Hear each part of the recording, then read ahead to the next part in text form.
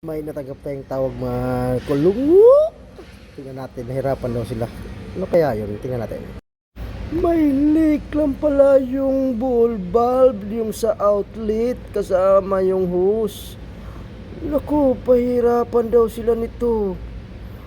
Titingnan natin, gamitan natin ng tools. 32 siya na open range at saka adjustable. Buksan natin para malagyan natin ng tiplon, itong mahiwagang tiplon mga kulungo. Tingnan natin, ikutan natin yung dalawa na beses para hindi na siguro siya mag-leak. Tapos ilagay natin yung connection na hose, yun, dahan-dahan natin ihipitin, tapos lock natin sa 32 na tingnan natin kung mag-leak pa ba siya. So, ihipitan natin maayos at yan i-final natin at saka buksan natin yung main valve niya para makita natin yung leakage.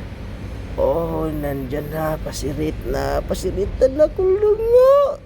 Yun, wala na, success. Ayun, nakasmile na si kulungo.